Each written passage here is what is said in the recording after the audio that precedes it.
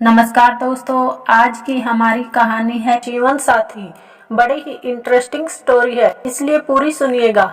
दोस्तों, कभी कभी कुछ रिश्तों में मिलना, हक करना, किस करना, गुलाब देना वगैरह वगैरह ये सब नहीं होता, मगर फिर भी वो रिश्ता सच्चा होता है, क्योंकि उन रिश्तों में जिस्मों की चाहत नहीं होती। ऐसे ही रिश्तों को सच्चा प्यार कहते हैं। इन बातों को खूबसूरती से बयां करती एक खूबसूरत रचना। महकती हुई पकवानों की खुशबू से मोहन चौंका। नहीं, ये हमारे किचन से नहीं आ रही होगी, जरूर आसपास किसी पड़ोसी के घर से आ रही है। अरे नहीं, ये तो माँ की रसोई की खुशबू। मगर ऐसा कैसे हो सकता है?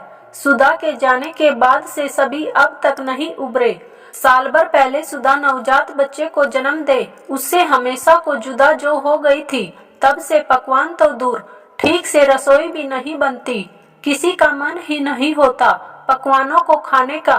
इसी उधेड़बुन में जैसे ही मोहन रसोईघर में पहुंचा, तो सचमुच माँ पकवान बना रही थी।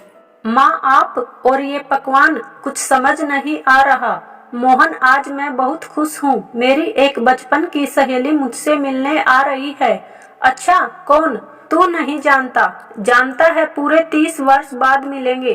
अच्छा, इतने वर्षों बाद आप उन्हें कैसे पहचानोगी? पहचान लूंगी।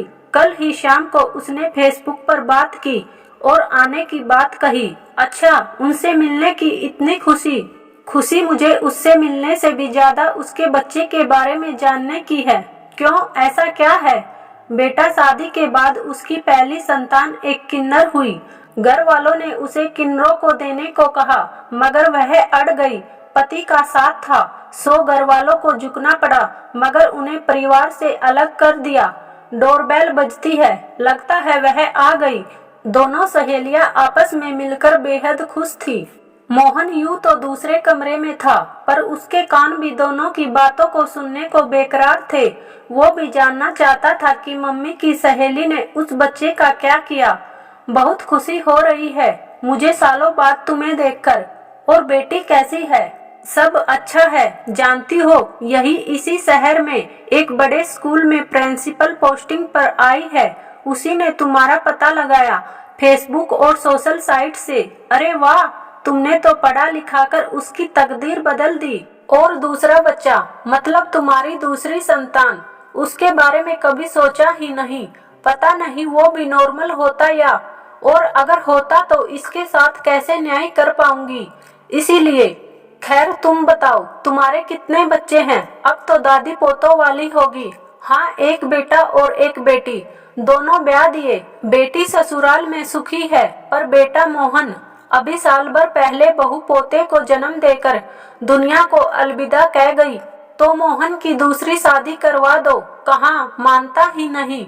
बहुत कोशिशें की, मगर माँ, मोहन ने कमरे में आते हुए कहा। नमस्ते आंटी जी, मैं इनकी बेटी से शादी करने के लिए तैयार हूँ। क्या?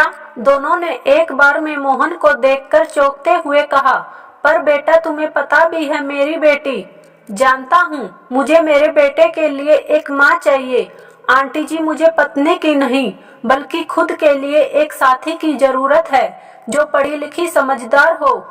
माँ जरूरी तो नहीं रिश्ते दे के ही हो, कुछ रिश्ते दे से परे भी होते हैं। मैं आपकी बेटी से शादी करने के लिए तैयार हूँ। अब दोनों सहेलियों की आंखों में खुशी के आंसू थे।